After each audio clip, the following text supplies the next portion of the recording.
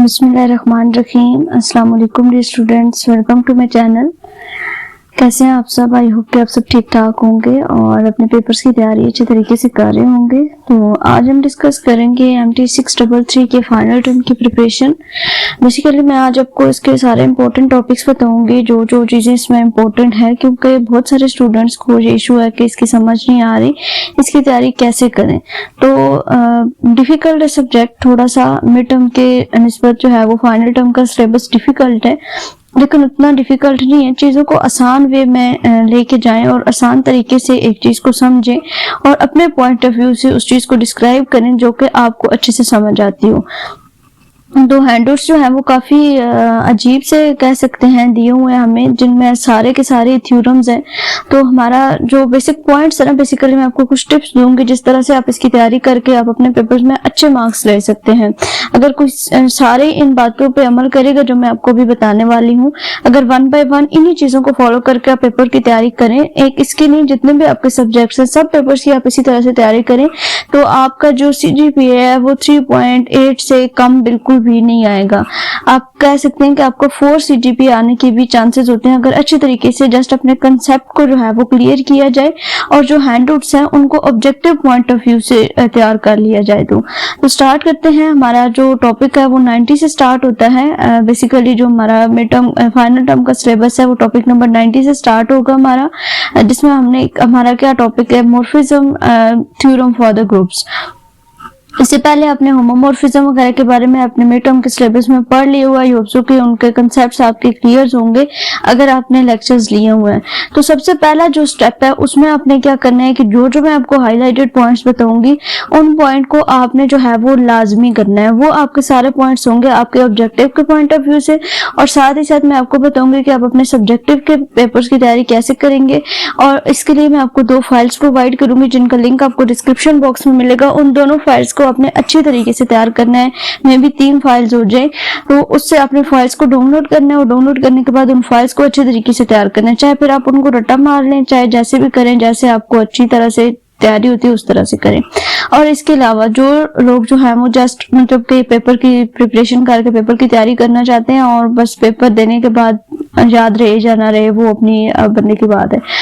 और इसके अलावा अगर जो लोग मतलब अच्छी तरह से नॉलेज इसका गेन करना चाहते हैं, ग्रुप थ्योरी के बारे में पढ़ना चाहते हैं, जो इसमें टॉपिक है डेप्थ नॉलेज उनके बारे में लेना चाहते हैं, तो उन सब के लिए मैं एक लिंक प्रोवाइड करूंगी। चैनल का लिंक है जिसकी topic number I think so जिसकी वीडियो नंबर 76 या 77 से ये मॉर्फिज्म वाला टॉपिक स्टार्ट होता है।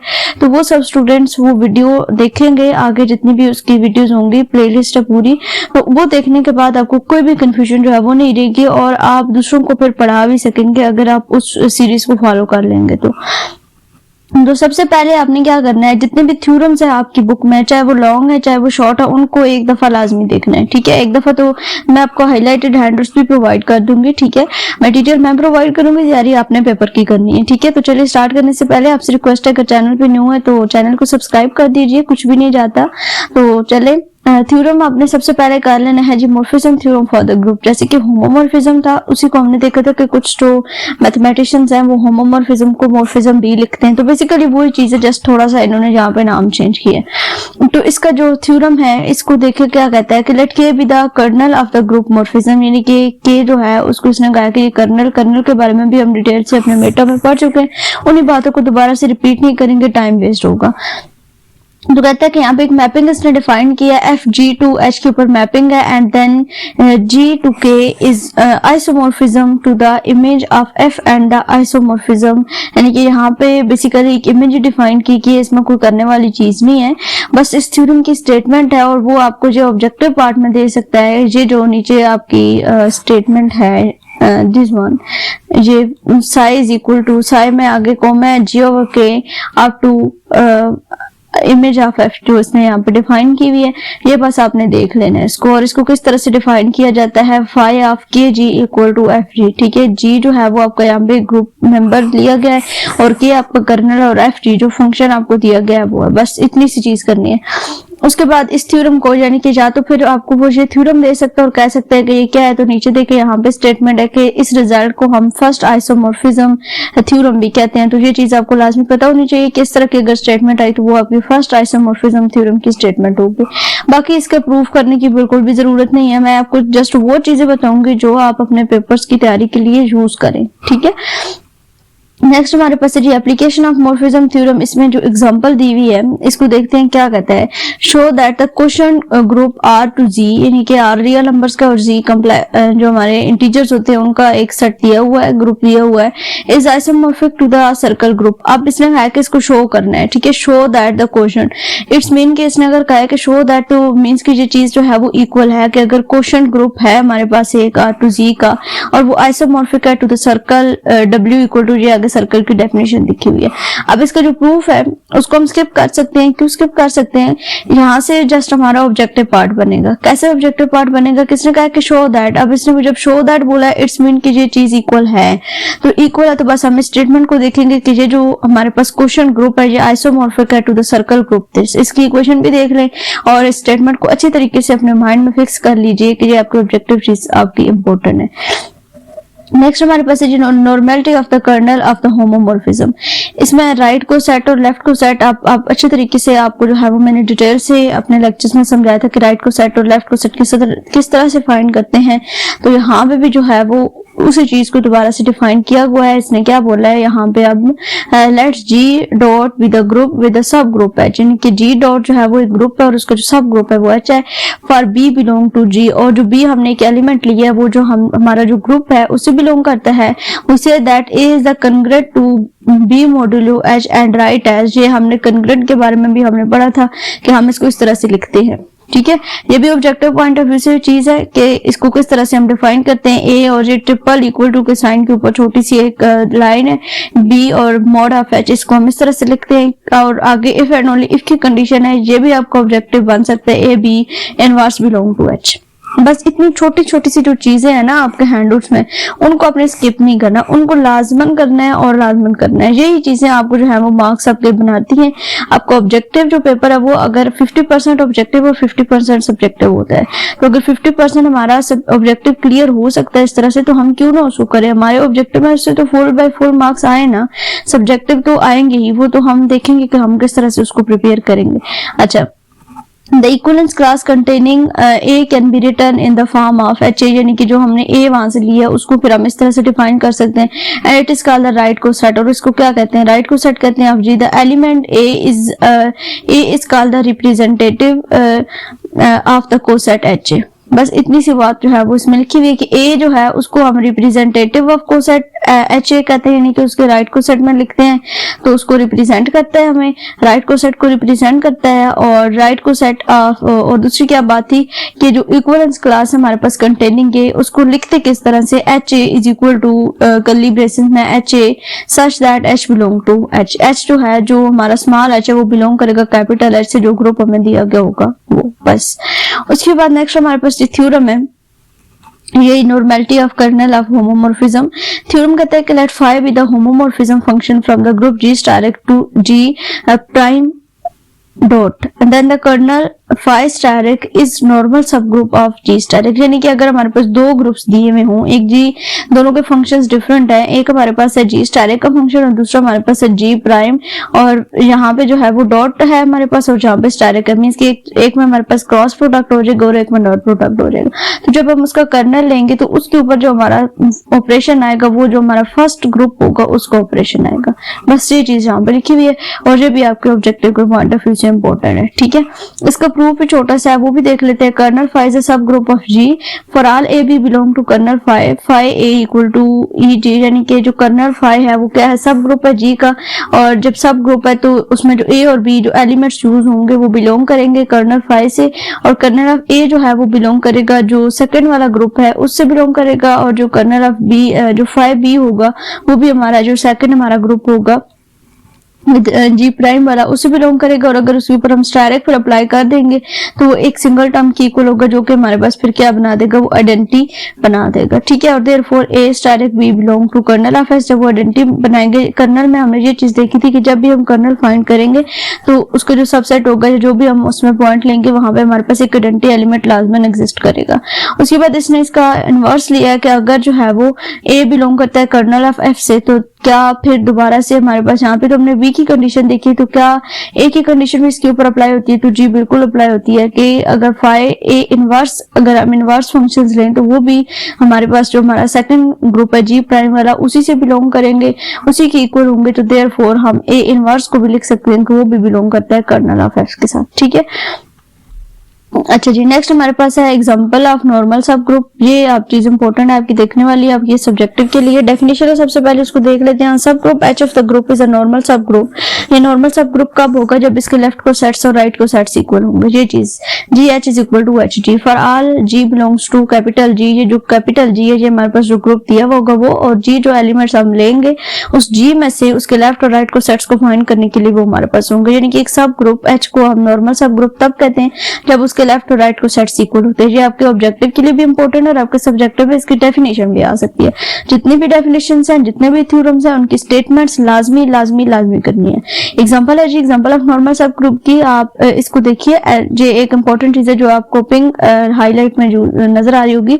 Any subgroup of abelian group are the normal subgroup. अब ये भी आपको ऑब्जेक्टिव है कि हर जो सब ग्रुप होगा अबिलियन ग्रुप का वो नॉर्मल सब ग्रुप होगा। अबिलियन ग्रुप के बारे में हम ऑलरेडी डिस्कस कर चुके हैं, जो ग्रुप की चारों प्रॉपर्टीज को सेटिस्फाई करने के साथ कम्यूटेटिव प्रॉपर्टी को भी सेटिस्फाई करता है, उसको हम कहते हैं कि वो हमारा एबिलियन ग्रुप होता है। ठीक है, अच्छा ये अब क्या चीज है जी, जो नीचे एग्जांपल दी हुई है इसमें हमारे पास जो है वो S3 एक दी हुई है, पूरा एक हमें ग्रुप दिया हुआ है, उसमें डिफरेंट हमारे पास जो सेट्स हैं वो दिए हैं। ये परम्यूटेशन है, बेसिकली हमने परम्यूटेशन के बारे में डिटेल से अपना मिड टर्म में इसको कवर किया था। तो S3 जो है वो में दिया गया है, इसमें डिफरेंट हमारे पास सबसेट्स दिए हुए हैं 1 1 2 3 1 3 2। ये जो है ना ये कॉम्बिनेशन है, बेसिकली परम्यूटेशन के कॉम्बिनेशन है।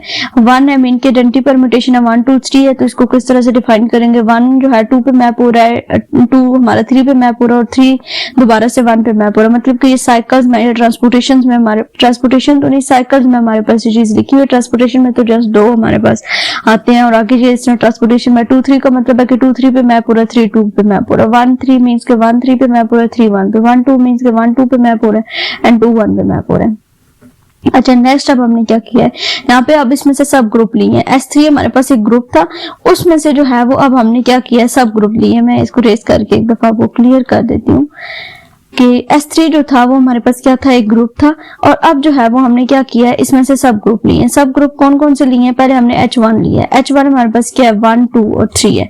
अब H1 के हमने लेफ्ट और राइट को सेट्स फाइंड किए हैं। मतलब कोई भी हम इधर से चूज कर सकते हैं, जरूरी नहीं कि हमने 1 और 2 3 को लिया है। तो जी अब जो मर्जी है करें। अब 1 लाजमी रखना है क्योंकि उसमें आपका आइडेंटिटी जो है वो एग्जिस्ट करेगा। जब सब ग्रुप लेते हैं तो फिर हमारे पास जो है वो आइडेंटिटी एलिमेंट, आइडेंटिटी परम्यूटेशन हर सब ग्रुप में एग्जिस्ट करती है, तो इसलिए हमने यहाँ पे 1 हर एक में लेना है। जस्ट सिर्फ H1 पे फोकस करें। अब H1 के लेफ्ट और राइट को सेट्स हमने फाइंड करने हैं। अब जो S3 वाला जो है ना हमारे पास जो स्टेटमेंट, उसमें से कोई भी एक ले ले। लाइक यहाँ से इसने 1 और 3 लिया, आप 1 2 भी ले सकते हैं और इसके अलावा 1 2 3 नहीं ले सकते क्योंकि वो हम ऑलरेडी सब ग्रुप का सेट ले चुके हैं। अब इसकी जो परम्यूटेशन है वो फाइंड करनी है। आप परम्यूटेशन के बारे में हम दोबारा से नहीं पढ़ेंगे, मैं आपको बताऊंगी, आपने खुद इस पर प्रैक्टिस करनी है। 1 और 3 और H1। अब जो S3 है उसकी जो टोटल परम्यूटेशंस है वो 1 2 3 है। ठीक है, यानी कि जो टोटल सेट है वो 1 2 3 है। अब उसको फिर हम डिफरेंट तरीकों से, जहाँ पे जैसे किसने लिखा है इसको हम लिख सकते हैं। ठीक है, तो 1 2 3 आपने लिख लेना है। 1 2 पे मैप हो रहा है, 2 3 पे मैप हो रहा है और 3 वापस जो है वो 1 पे मैप हो रहा है। इस तरह से एक इसकी जो है वो साइकिल बना के यहाँ पे लिखा हुआ है। तो H1 को मल्टीप्लाई किया है, जो H1 का पहला एलिमेंट है वो 1 है। जब हमने 1 3 को मल्टीप्लाई किया 1 के साथ तो इसकी परम्यूटेशन लिखी। एक साइड पे हमारा 1 3 लिखा, 1 और 3 की जो परम्यूटेशन है वो हमने पहले लिखी है। मींस के 1 जो है वो हमारे पास 3 पे मैप हो रहा है, 3 1 पे मैप हो रहा है और 2 2 पे मैप हो रहा है। जो आपस पे मैप हो रहे होते हैं उनको हम छोड़ देते हैं। दूसरी साइड पे हमारे पास क्या था, जस्ट 1 था। तो 1 की जो है वो परम्यूटेशन हमने 1 2 3 लिखी, जो S सेट में टोटल थी। आइडेंटिटी परम्यूटेशन हमने बनाई, तो जब उसको मल्टीप्लाई किया तो हमारा जो आंसर है वो क्या है, 1 और 3 है। या आप डायरेक्ट जो है वो यहाँ से भी लिख सकते हैं, इतना टाइम नहीं होता कि हम उसको फुली सॉल्व करते रहें। 1 3 को 1 के साथ मल्टीप्लाई करेंगे तो आपका ऑब्वियसली क्या आएगा, 1 और 3 आएगा। इसको यहाँ पे खत्म हो गया। देन 1 3 को अपने 2 3 के साथ मल्टीप्लाई करना है। अब देख लें कि जो सेम है ना वो आपका नहीं आएगा, मतलब कि जैसे कि यहाँ पे 1 है 3 और यहाँ पे 2 और 3 है H1 में, तो आपका यहाँ पे क्या आया 1 और 2 आया है। अब 1 और 2 क्यों आया है, क्योंकि 3 और 3 आपस में मैप हो जाएंगे, तो सिंपल आप इधर लिख सकते हैं कि ये 1 और 2 है। अब इसी को लेते हुए हमने 1 और 3 को लेते हुए H1 के राइट को सेट्स को फाइंड किया। जब हमने पहले आइडेंटिटी परम्यूटेशन रखा, फिर 1 और 3 की परम्यूटेशंस को रखा, तो वो तो 1 3 ही आया। फिर दोबारा से हमने पहले 2 और 3 को रखा और फिर हमने 1 और 3 के ऊपर मैप किया, तो हमारे पास क्या आया 1 और 2 है। इट्स मीन कि जो लेफ्ट और राइट को सेट है 1 और 3 में वो तो इक्वल है।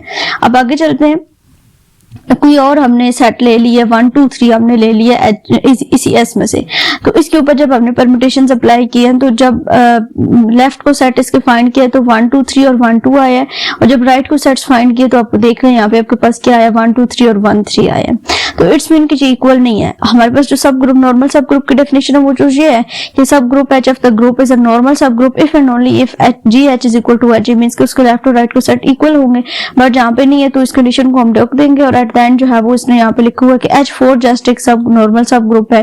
क्यों, जब इसके ऊपर हम सारे इसके अप्लाई करें, इसकी परम्यूटेशंस इसके लेफ्ट और राइट को सेट फाइंड करें तो वो इक्वल आएंगे। ठीक है, बस ये चीज थी, इसको आपने देख लेना है। वो आपसे पूछ सकते हैं कि लेफ्ट और राइट को सेट फाइंड करें या बताएं कि ये नॉर्मल सब ग्रुप है या नहीं, तो वो आप इसी तरह से फाइंड करेंगे। नेक्स्ट हमारे पास कंडीशन है कि H G equal to G H, it does not implies small H G equal to G H, यानी कि अगर जो है वो आप सब ग्रुप्स ले रहे हैं H G equal to G H आप ले रहे हैं, उसके लेफ्ट और राइट को सेट फाइंड करें, इट डज नॉट मीन्स कि आप जो सब ग्रुप लिए उनके अगर आप सब ग्रुप लें तो वो भी इक्वल आए। ठीक है, if H G equal to G H then there exist H dash belong to H such that, यानी कि अगर कोई एक प्राइम जो है प्राइम नंबर हमारे पास एग्जिस्ट कर जाता है तो देन हमारी ये कंडीशन इस तरह से सेटिस्फाई होगी कि H G equal to G H prime, यानी कि कोई डिफरेंट नंबर हम ले लेते हैं तो फिर हम इसकी कंडीशन को इक्वल रख सकते हैं। ये आपके ऑब्जेक्टिव के लिए चीज इंपॉर्टेंट है। अच्छा जी, नेक्स्ट हम देखते हैं, नेक्स्ट हमारे पास क्या है, बस नेक्स्ट को छोड़ते हैं, इसको देख लेते हैं। Let H be the subgroup of G when A H equal to B H is equal to A B, this is true for the abelian group but not always when G is non abelian, यानी कि ये left और right को sets equal होंगे तब होंगे जब जो है वो ग्रुप एक अबिलियन ग्रुप होगा, लेकिन जरूरी नहीं कि हर दफा अबिलियन ग्रुप के लिए ट्रू हो, और ये भी नहीं है कि नॉन अबिलियन ग्रुप आपको दिया वो तो उसके लिए भी ये चीज जो है वो आपकी ट्रू हो सकती है। उसके बाद नेक्स्ट हमारे पास आता है फैक्टर ग्रुप। फैक्टर ग्रुप की आपने सबसे पहले डेफिनेशन करनी है। यहाँ पे अब जो है वो डिफरेंट ग्रुप्स लेंगे बस, और इसमें कुछ नहीं करना, जस्ट इसकी डेफिनेशन करनी है। H asterisk with the normal subgroup of the group G asterisk and G over H.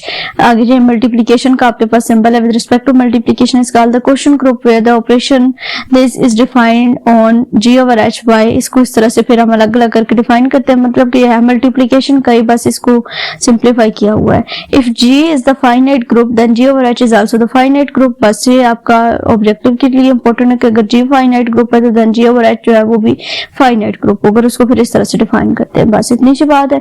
उसके बाद कहते हैं कि the product of the two sets is defined as follows, जो दो सेट्स का प्रोडक्ट है उसको हम इस तरह से डिफाइन करते हैं, ये भी आपका ऑब्जेक्टिव है।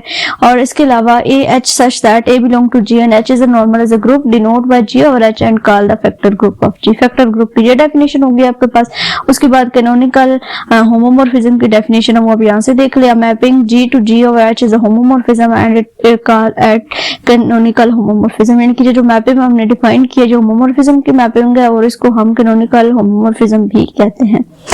अच्छा जी, नेक्स्ट हमारे पास फैक्टर ग्रुप की डेफिनेशन है, एग्जांपल है S3 हमारे पास जो है वो एक दिया हुआ है, ग्रुप दिया हुआ और इसके लेफ्ट को सेट्स भी यहाँ पे डिफाइन किए गए हैं। अब क्या हुआ है कि लेफ्ट को सेट को डिफरेंट तरीकों से जो है वो बस मल्टीप्लाई किया गया है, इसको बेशक करने की जरूरत नहीं है, सिंपल वही चीज है, इसमें भी परम्यूटेशंस ही अप्लाई हुई है। फर्स्ट लेफ्ट को सेट पे लेफ्ट साइड पे मल्टीप्लाई किया, फिर राइट साइड पे मल्टीप्लाई किया, ये बस म्यू और इसकी रो की फॉर्म है तो इसको बेशक स्किप कर दीजिए, कंफ्यूजिंग चीज है थोड़ी।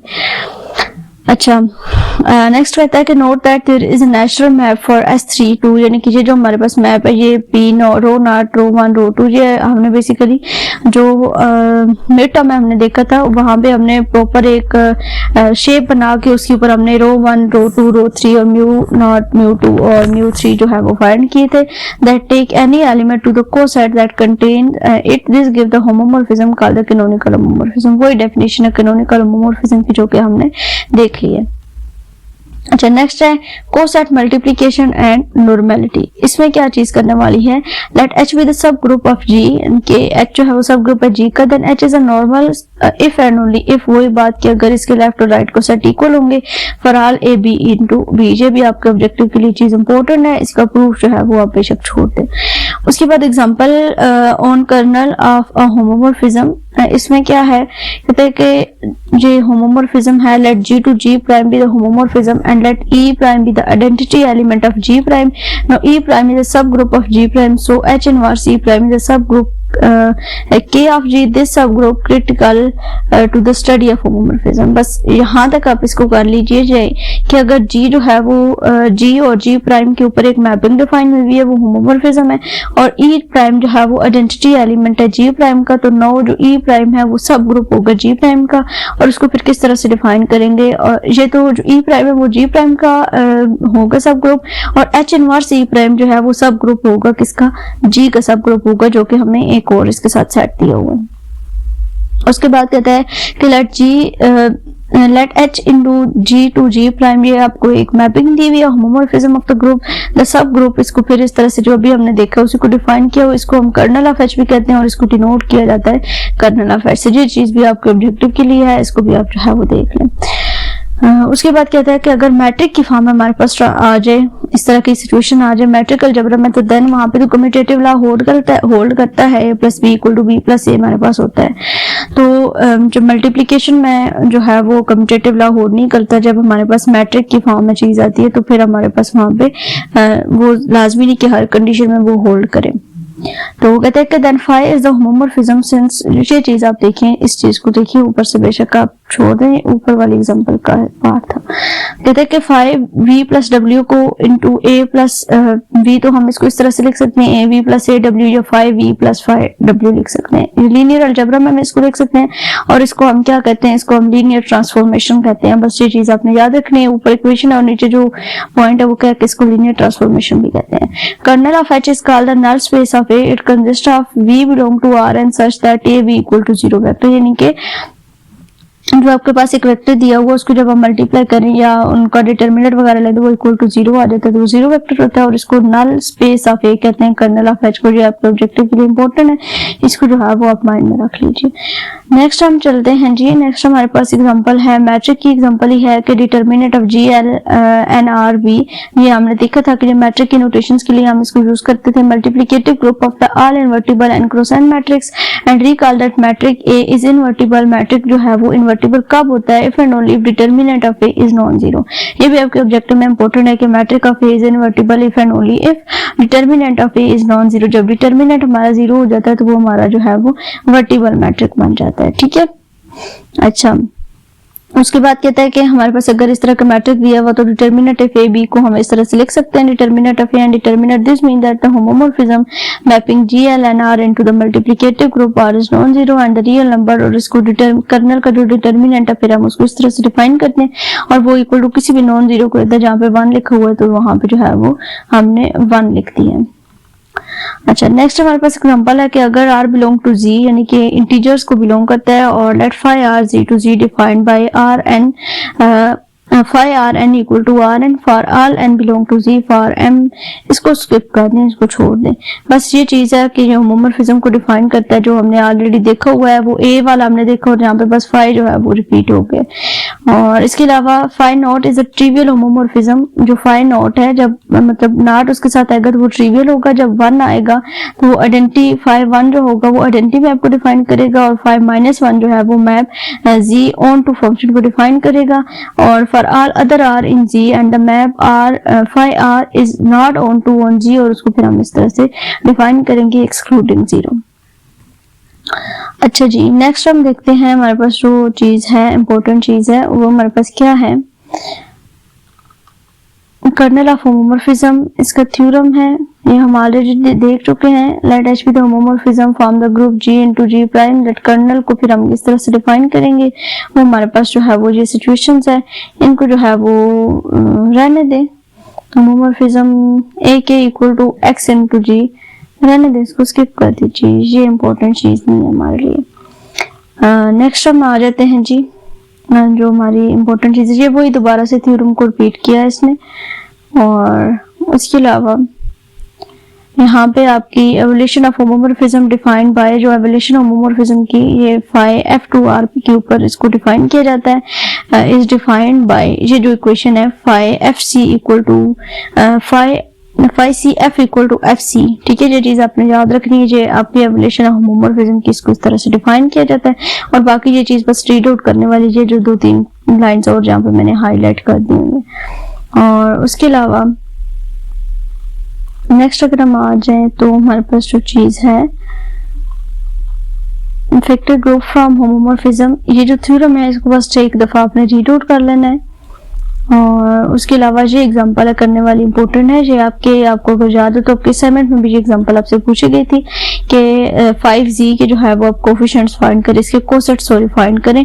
तो यहाँ पे जो है वो किस तरह से इसके कोसेट्स फाइंड किए गए, इसकी लेफ्ट हैंड साइड पे इसके लेफ्ट कोसेट्स को बेसिकली फाइंड किया। अगर राइट कोसेट कहा जाए तो फिर राइट साइड पे जो है वो आपको इसको ऐड के लिहाज से कहा जाए तो फिर ऐड कर देते हैं, अगर मल्टीप्लीकेशन का हो तो फिर हम उसको उस हिसाब से फिर हम क्या करते हैं, मल्टीप्लाई करते जाते हैं। तो 5z था, यानी कि जो आपके इंटीजर्स हैं उसमें क्या आएगा, 5 नंबर्स का गैप आना चाहिए, 0 से स्टार्ट होंगे, 5, 10, 15, 20 इस तरह से जाएंगे और इसी तरह से वो नेगेटिव की साइड पे भी आएंगे।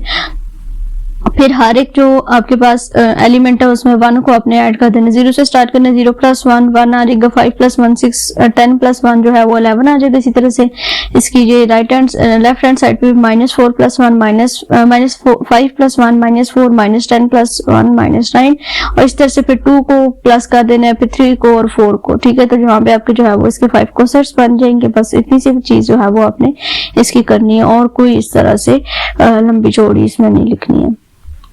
It is very important that how to compute the factor group। इसको आगे हम देखते हैं कि फैक्टर ग्रुप को हम किस तरह से कंप्यूट करते हैं। जैसे कि यहाँ पे इसने एग्जांपल दी हुई है, consider the factor group z to 5z with the coset shown in the previous example। We can add 2 + 5z and 4 + 5z by choosing 2 and 4, finding 2 + 4 = 6 and noticing that 6 is the coset of 1 + 5z।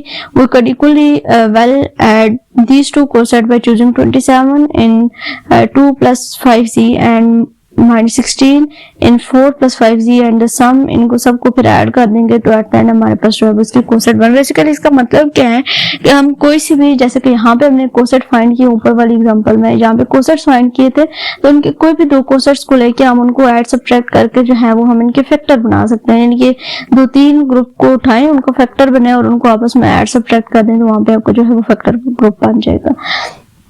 Vector group G is often called the factor group of G modulo H। इसको G modulo H भी लिखते हैं। Element in the same coset H are often said the congruent modulo H। ठीक है, ये छोटी छोटी चीजें आपने इनको याद रखना है।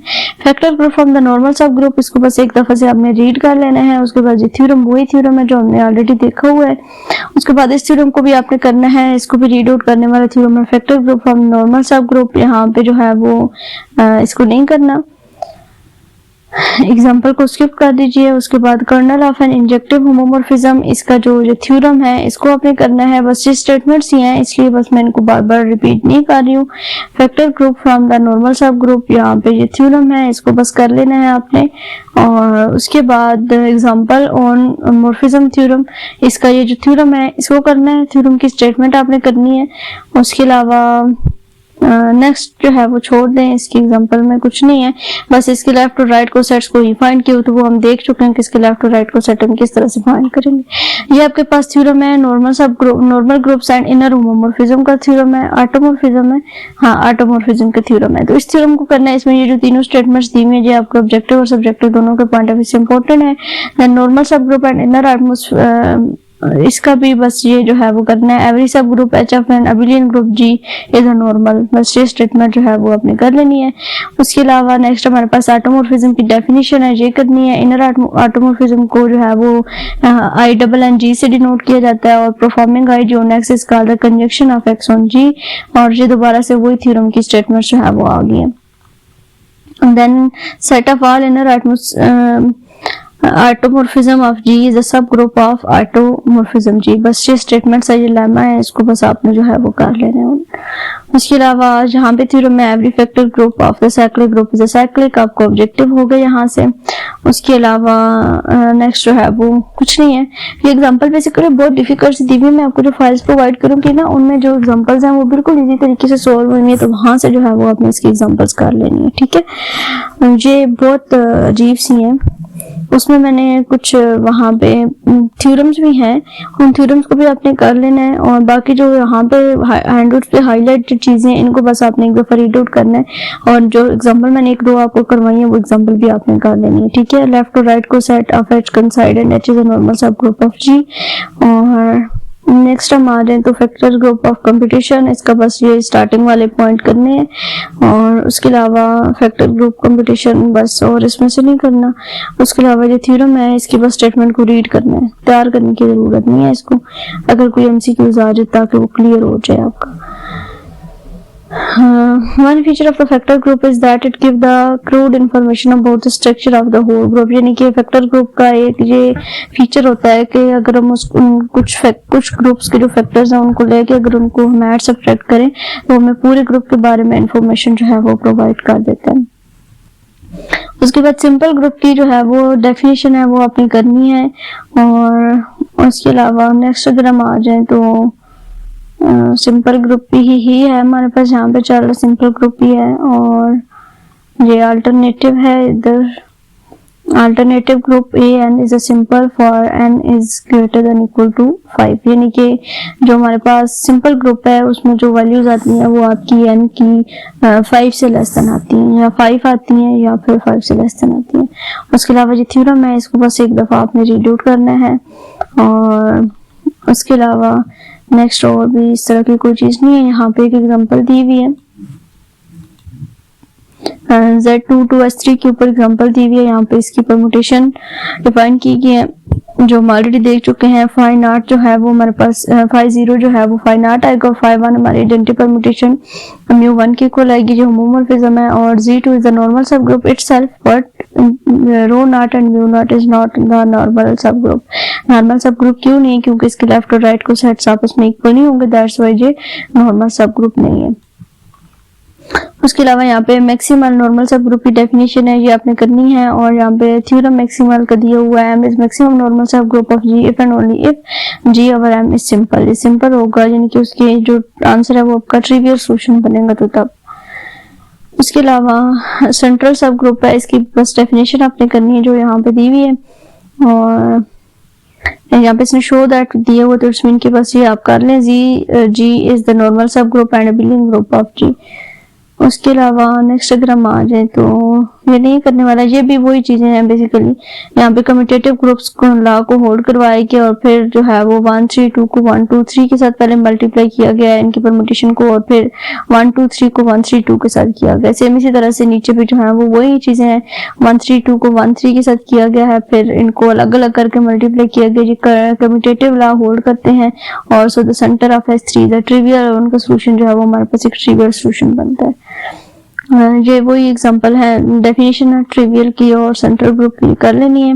और नेक्स्ट हमारे पास है जी every non abelian group G has two important normal subgroup, the center G of the G is a commutator group of G. Commutator group के बारे में इधर आगे डिस्कशन है थोड़ी सी।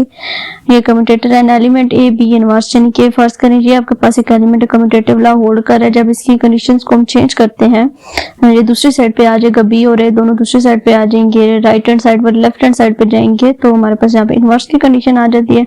और जब इस तरह की कंडीशन आती है तो उसको हम फिर कम्यूटेटिव ग्रुप कहते हैं उस चीज का, बस।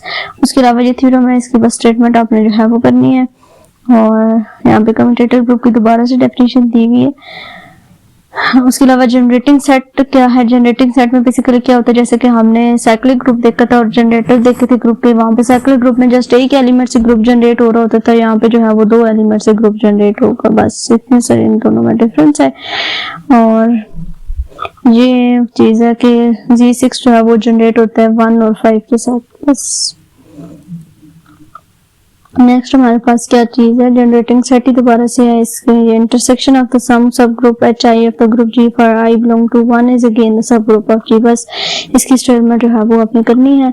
उसके अलावा ये डेफिनेशन है, इस डेफिनेशन को भी जो है वो रख लीजिए माइंड में, इसको भी कर लेना है। और उसके अलावा कम्यूटेटिव सब ग्रुप दोबारा से आगे जो जो चीज़ें हाईलाइटेड है ना, उन चीज़ों को आपने लाजमी करना है। मे बी मैं कुछ मेंशन ना कर पाऊँ, तो जो चीज़ें हाईलाइटेड है वो लाजमी करनी है।